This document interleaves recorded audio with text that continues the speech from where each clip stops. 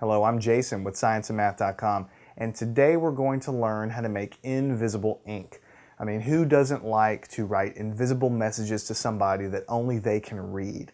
Now, there's lots and lots of ways to make invisible ink. You know, there's lots of ways you can go find out to make invisible ink.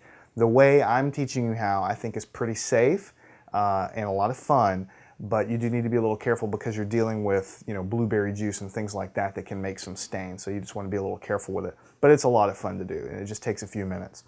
So all you need with this experiment is you'll need some paper. That's to write your messages. You'll need some Q-tips, and that's to kind of like a pencil you're going to use to write your invisible messages. You'll need, this is blueberry juice here, and I'll show you where you can get that in just a minute. You'll need some baking soda, and you'll need some water and a spoon. So it's very, very simple, easy to find materials. Let me go ahead and get some of this stuff out of the way, and we'll show you what you really need to do first, second, third, and so on. So the first thing you're going to need to do is to get your blueberry juice. That's something that you're going to need to decode the message, basically. Now, if you can find blueberry juice in a bottle, just go ahead and buy it. It'll work just fine. If you can't, it's very simple to make. Just go into the freezer section of the grocery store and get a bag of frozen blueberries. It costs like $1 or $2 at the grocery store. Go home, pour those frozen blueberries in a bowl, and just put like a tablespoon of water in there, just a little bit of water to keep them moist. Throw them in the microwave. Microwave for a few minutes until those blueberries are really piping hot, and you'll see on the bottom of your bowl this juice is going to be in there. That's just the blueberry juice.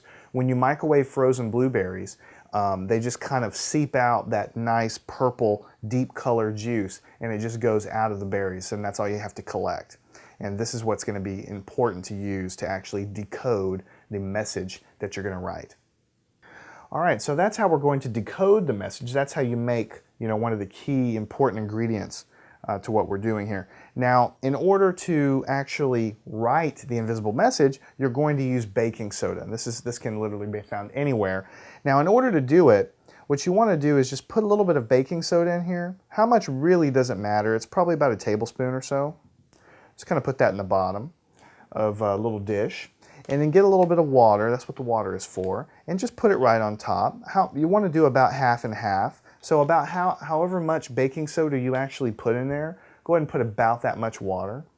And what you want to do is stir it up and make sort of a slurry out of it. So we're stirring that up.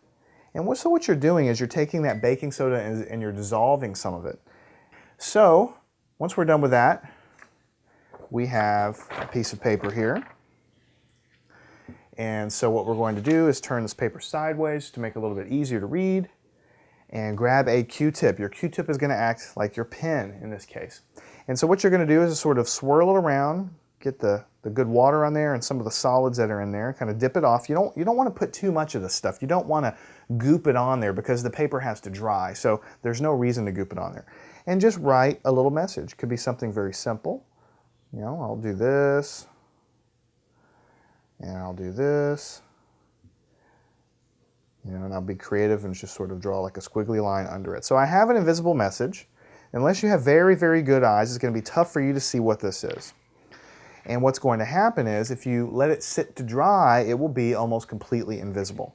So we'll set that to the side, and I will pull over here a message that I've already created just a few minutes ago using the same exact technique, nothing different, but this one's been allowed to dry. So you really can't see it on here. But what we're going to do is we're going to take our little indicator solution and we're going to kind of just sort of take a Q-tip. You could use a Q-tip, you could use a sponge, you could even use your finger, and we're going to basically take that message and sort of see what it says. So what you want to do is just kind of swirl your Q-tip in there, get some nice indicator on there. Again, not too much, you don't want to goop it up too much. And let's just gently go back and forth and see if we can see anything. And look at what we have here. We'll go here, we'll go a little bit down. That looks like an H. And then over here, that looks like an I.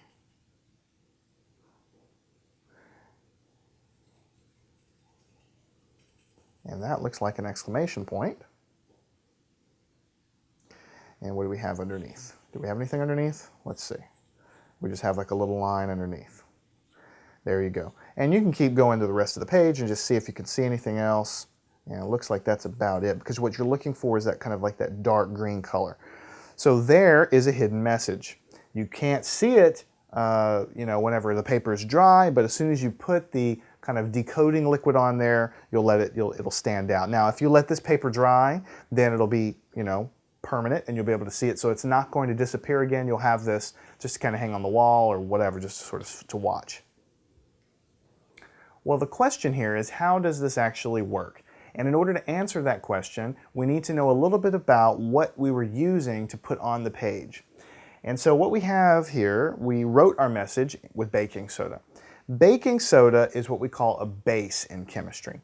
Now, this blueberry juice, you may not have realized, is actually an acid. There's an acid inside of this blueberry juice. And the exact details of what an acid is and what a base is really aren't that important for this, but suffice to say, acids are in lots and lots of things that you have around the house. Vinegar is an acid. You know, inside of lemons is a type of acid. Inside of berries like this is a type of acid. So there's acids in lots of different fruits, right? Things that have base in there, those would be things like milk, those would be things like baking soda. So the exact chemical makeup doesn't really matter for this particular little experiment, but basically what you want to just know is that acids and bases are basically opposite of one another. They love to react chemically with one another. And so whenever you have a weak acid and a weak base like this, in this particular case, whenever they're combining together, it basically changes the color a little bit. And that's what we found on this page. Originally, everything was invisible, and then as soon as we put the indicator solution on there, which is the berry juice, we had a chemical reaction between the base, which is the baking soda, and the acid that's in the juice, and it changed colors. And that's why it only changes colors in the places where we put the base on the paper, which is the baking soda. So it's a chemical reactions. It's a great introduction to chemistry for anybody out there who wants to learn about it, because it's practical, it's something fun. And the only real gotcha with this experiment, is that you know, you have berry juice, so you have to be a little careful, only because it can stain the carpet. So if you spill it, you're gonna be cleaning it up for a little while. So just be a little bit careful about that. Do this in the kitchen. Do it in a safe place.